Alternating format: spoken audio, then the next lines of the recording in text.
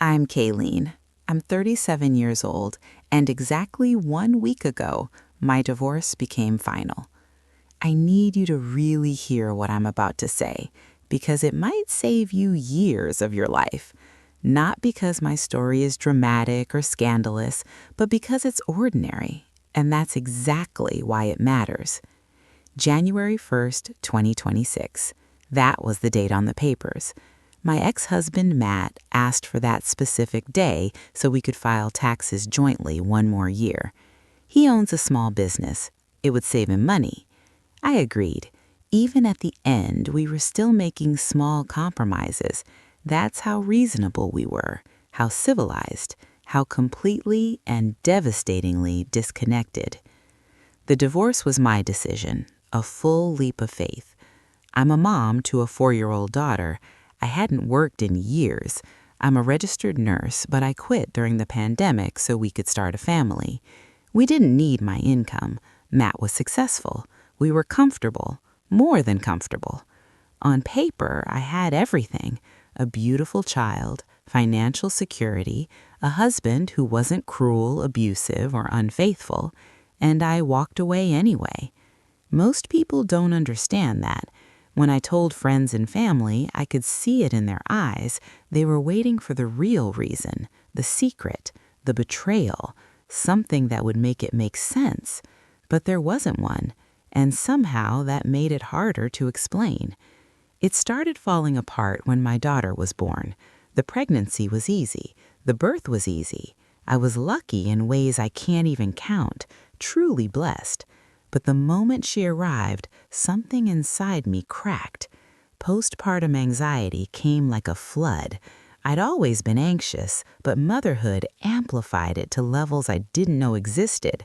I went into full control mode. I stopped trusting myself entirely. I handed my power over to books, articles, experts, anything that promised to tell me how to be a good mother. Sleep became impossible. Not because my daughter didn't sleep, she was a typical newborn, giving me 3 to 4 hour stretches, but because I couldn't shut my brain off. I'd lie awake beside her bassinet, staring into the dark, completely alert, unable to relax, unable to let go. I'd pass out from pure exhaustion, maybe get an hour, then she'd wake again. Matt didn't see it. Not because he didn't care, but because he didn't trust his own intuition either. He told himself he was doing his job, he was providing, he was physically present, he was making money. In his mind, that was enough. He couldn't see me drowning, and I didn't know how to ask for help. When I tried, my tone was sharp, judgmental. I chipped away at his confidence without meaning to. He felt lost too, desperate. We both were. We didn't fight, we disappeared, we became less than roommates. It took a full year before I started to feel like myself again. I'd been in therapy the whole time, except for a 6-week break right after giving birth. Those therapy sessions, having the space to work on myself during that first year, were the greatest gift Matt ever gave me. He never knew that. After my daughter turned 1, I made saving the marriage my mission. I worked relentlessly with my therapist to become a better partner. Motherhood was slowly settling in, and I believed I finally had the capacity to be a good wife again. For 2 more years, I tried. Therapy with Matt, therapy alone, every book, every technique, every compromise. And then I had to face the truth I'd been avoiding. My marriage was over. I was emotionally exhausted, physically exhausted. I felt like I couldn't breathe. My body started screaming in the only way it knew how. I got sick constantly, ear infections so painful I ended up in urgent care, sobbing. I was beating a dead horse, and my body was begging me to wake up. There was no intimacy left. The love I felt for Matt was familial, like a brother, like a relative, warm but distant, safe but empty. Asking for the divorce was the hardest thing I've ever done. I thought it would destroy me. From the outside, it looked insane. Matt was supportive. He adored our daughter. He made great money. He was funny and kind and respected. We had stability. We had a nuclear family. Why would anyone walk away from that?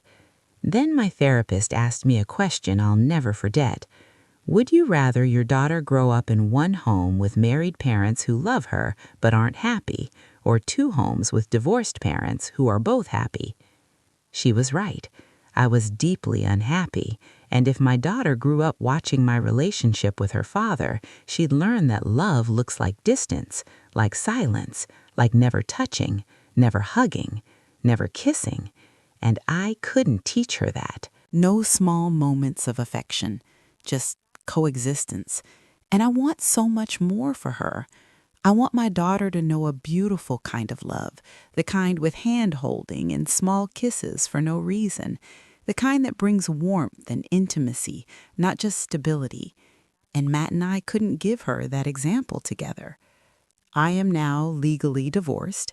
We've been separated for 7 months, and I can't fully explain the happiness and self-fulfillment I've already experienced. It's still new, still tender, but I truly feel like a different person. I see Matt thriving too. We've maintained a friendship, an amicable separation. That alone feels like a miracle, and it's been an incredible blessing for everyone, especially our daughter. I'm excited about my future again. I see Matt excited about his, and our daughter is thriving in ways that reassure me every single day. I'll always be grateful to Matt for what he provided, for giving me the time to raise our daughter without working. Those years with her were one of the greatest gifts of my life. I'll return to work soon to support myself and her. She turned 4 last September. She may never remember this season we had together, but I always will. Here's what I need you to understand. Leaving a marriage doesn't have to involve something catastrophic. It doesn't require cheating or abuse or lies or financial ruin. Sometimes it's the right decision simply because you want to be loved, truly loved, not just tolerated, not just appreciated, not just provided for. Loved. That's why I left, and it's been the best decision of my life. I truly believe my daughter will grow up with 2 happy divorced parents. She'll see real intimacy, real affection, real partnership when we both find it again, and that's worth everything. People ask me if I have regrets, if I'm scared, if I ever wonder what would have happened if I'd just stayed. The answer is no, not for a second, because I know exactly what would have happened. I would have stayed small, stayed quiet, stayed disconnected from myself and from any chance at real love.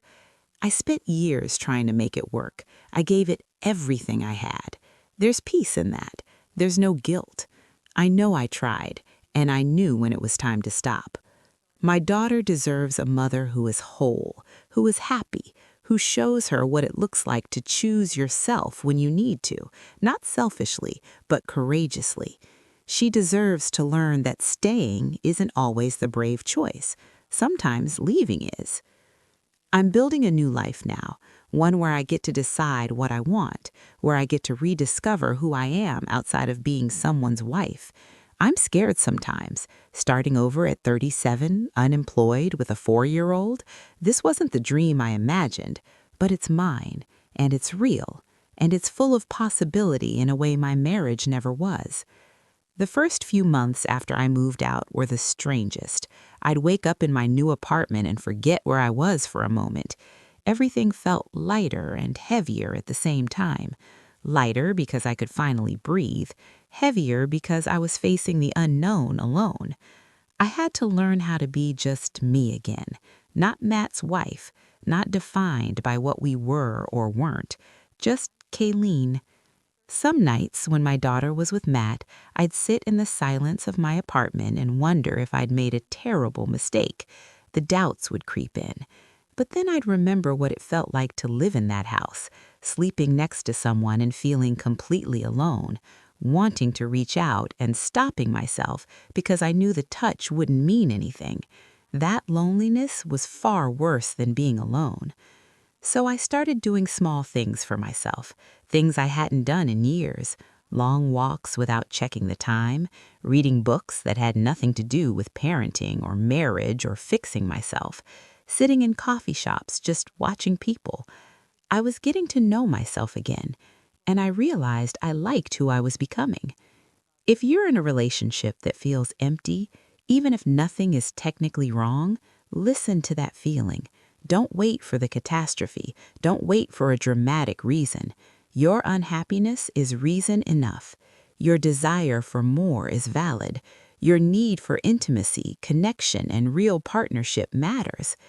I wasted years thinking I needed a better reason to leave. I thought I was ungrateful, selfish, dramatic. I told myself I should be happy because others had it worse. That kind of thinking kept me stuck, and it almost broke me. You don't need permission to want more from your life.